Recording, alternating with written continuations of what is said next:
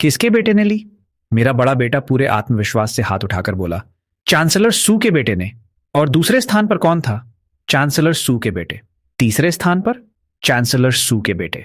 और तुम्हारे sixth uncle तथा नाइन्थ अंकल, क्या वे भी चांसलर सू के बेटे ही नहीं हैं? हाँ फादर एम्परर, बिल्कुल, उसने पूरी गंभीरता से जवाब दिया। एम्प्रेस काफी देर से मुझे देख रही थी। फिर उसने पूछा, क्या कोई समस्या है?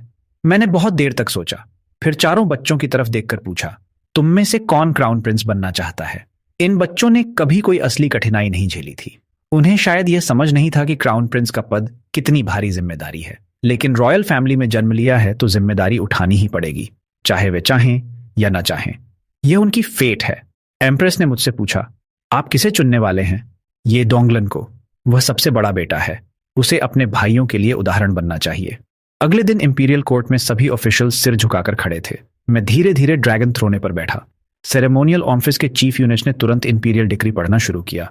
हेवन के आदेश से एम्परर का आदेश है। फर्स्ट प्रिंस ये डोंगलन उत्तम चरित्र वाले, बुद्धिमान और योग्य हैं। उन्हें क्राउन प्रिंस नियुक्त किया जाता है। यह निर्णय विचार और परीक्षण के बाद लिया गया है। अन्य सभी ऑफिशियल्स इसका पालन करें। बाकी मिनिस्टर्स ने तुरंत हामी भर दी।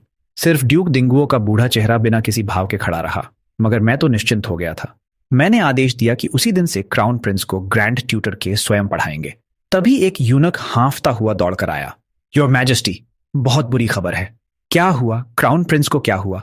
क्राउन प्रिंस भाग गए तो पकड़कर वापस ले आओ।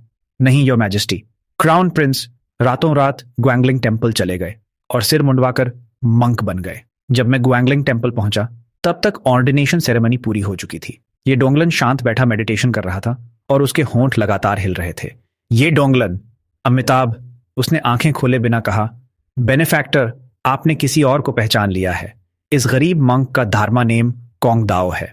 मेरे दिल में आग लग रही थी। बिना किसी विकल्प के मैंने ग्वांगलिंग टेम्पल के एबट वुशियांग की ओर देखा। एबट वुशियांग, क्या आप मुझे थोड़ा मान दे सकते हैं? इस लड़के को टेम्पल से निकाल दीजिए। एबट वुशियांग ने हाथ जोड़ दिए। फर्स्ट प्रिंस में असाधारण बुद्ध नेचर है। उनकी बौद्ध अंडरस्टैंडिंग बहुत गहरी है। हर चीज फेट का परिणाम है। योर मैजेस्टी, कृपया हेवन की इच्छा को स्वीकार कीजिए। मेरे दिल की आग और भड़क गई।